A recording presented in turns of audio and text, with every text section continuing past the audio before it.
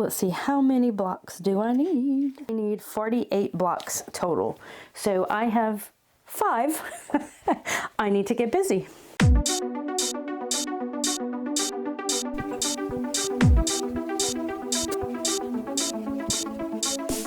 Oh, that was hot.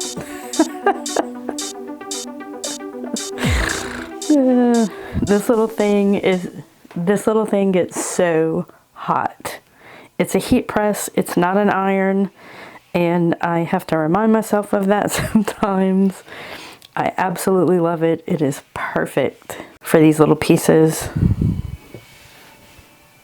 so that I don't have to use my big iron. This one stays right next to my machine on my wool mat. I would just like to point out that I am not reusing old footage here. I cannot stress to y'all enough how much this color fabric I am using for this quilt. I'm using it for all of the light, so it's, you know, it's taking a lot of fabric because half the quilt is this color. So I need 4.5-inch strips. Well, yes, I am cutting more fabric because I didn't cut enough. Thanks for asking.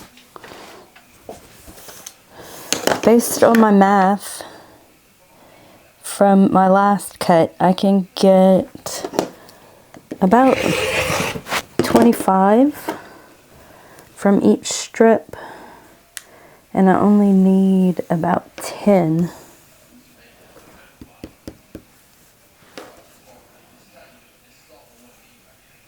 So I will cut half of this in corner pieces, and the other half will be, let's see, 3.5. The other half will be triangles.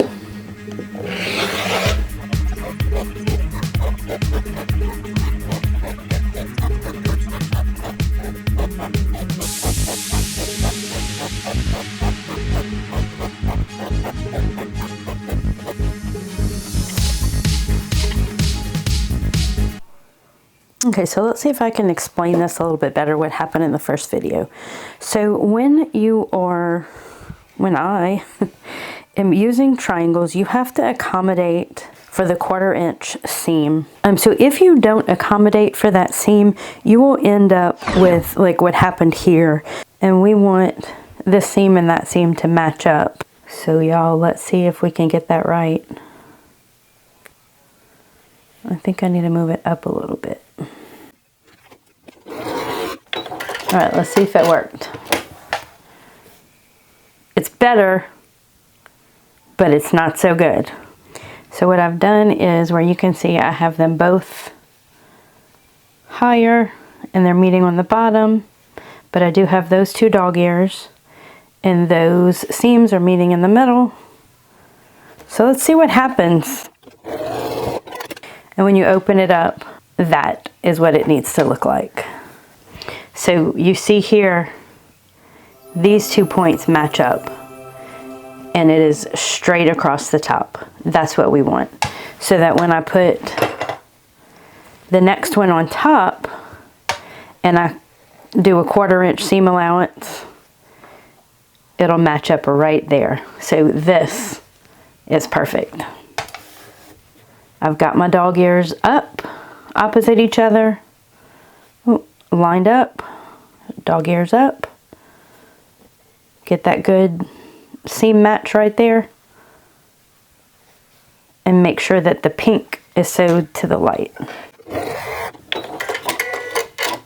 Let's see if that made sense and if I got it right. Bam!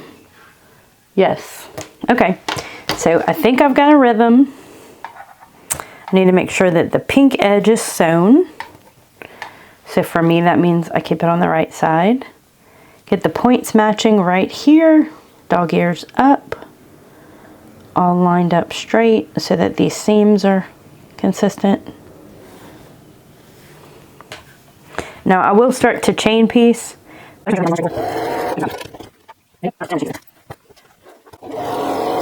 And you may notice that when I'm sewing, I pick up my foot to put this in, and that's preventing the machine from eating fabric. It does a much better job. If I try to feed it like this, it'll go underneath the feed dogs and I will have a mess.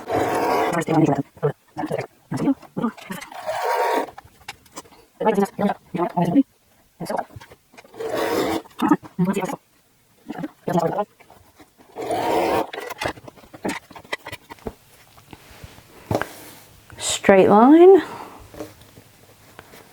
It's so exciting when it works out and you do it right, guys. Straight line. Redemption here. Straight line.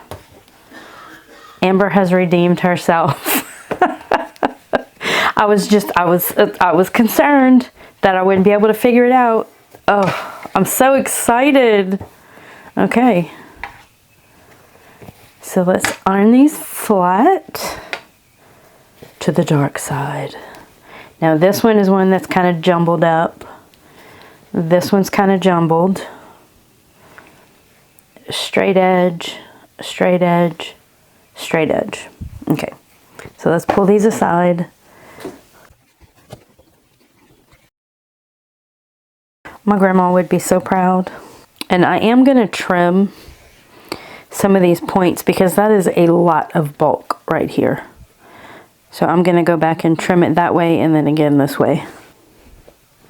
Again, trimming the top, trimming the sides, and all it is these tiny little pieces. Okay, now it's time to put the circles together. Let's get some more piecing going. And again, these will be just chain pieced, making sure we have them in order. Of course, at this point, they will match up. That's the only way to put them.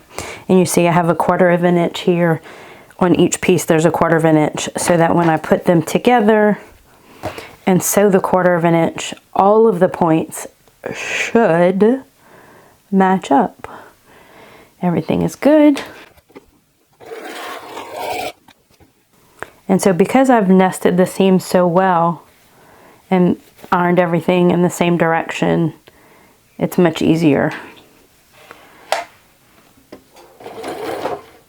Again, lifting my foot so that the feed dogs don't eat where they're not supposed to.